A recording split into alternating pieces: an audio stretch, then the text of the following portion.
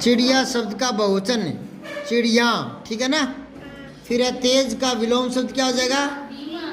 धीमा। फिर है नदी को और क्या कहते हैं? सरिता। पानी पानी होना मुहावरे का अर्थ है लज्जित होना।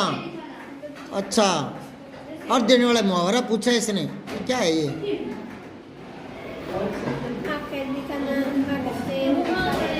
या तो मुहावरा देकर उसका अर्थ पूछना चाहिए या अर्थ देकर मुहावरा पूछना चाहिए। तो इसने भाषा भी सही नहीं बनाई, दो मुहावरे पूछ रहा है ये। इसने क्या किया? पानी पानी होना मुहावरे का अर्थ वाला मुहावरा, यानी दो एक जैसे मुहावरे एक अर्थ वाले। तो यहाँ देखो ये क्या है?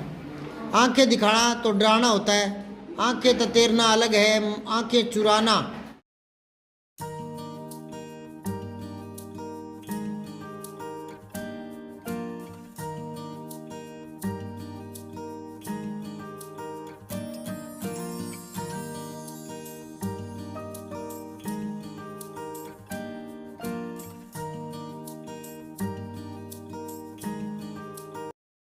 निम्न कविता की दो पंक्तियों को अपने वाक्यों में बनाकर लिखिए। कितनी लंबी है सड़क, कितना ऊंचा है पहाड़, कितनी छोटी है चिड़िया, पेड़ है कितना बड़ा, तेज कितनी है नदी, पत्थर कितना गोल है, घास है कितनी हरी, फूल कितना लाल है।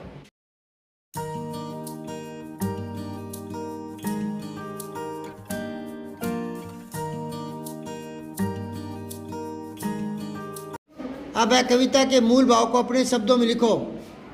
तो यही लिख दो आप, लंबी सड़क है, पहाड़ ऊंचे हैं, है ना, और चिड़िया छोटी है किंतु पेड़ बड़े हैं, यही मूल भाव है, ठीक है ना।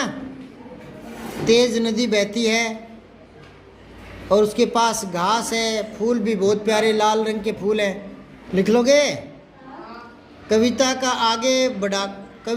को आगे बढ़ाकर दो पंक्तियाँ लिखिए। आगे और बढ़ा दो तो दो लाइनें और क्या लिखोगे आगे बढ़ाकर?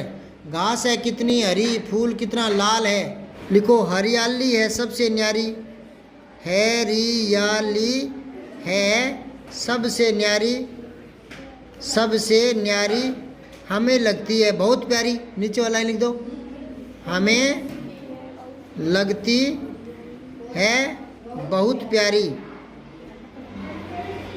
बस बढ़ गई आगे, न्यारी प्यारी तुक मिल गया ना, ये यहाँ लिखने हैं, ठीक है ना।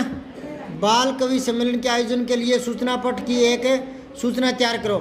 तो लिखो ऊपर लिख दो बड़ा सा बाल कवि सम्मेलन, लिखो बाल कवि सम्मेलन, ठीक है। ये पीछे आया था ना, ये इधर आया था ना, कोटा विश्वविद्यालय कोटा वाला। ऐसे ही आपको सूचना लिखनी है बोर्ड पर, ठीक है ना। तो यहाँ तारीख डाल दो आप, तारीख डाल देना, आज की लगा दो, चलो ठीक है ना। दिनांक आ जाएगी यहाँ, समझ आई बात है। और यहाँ फिर लिखो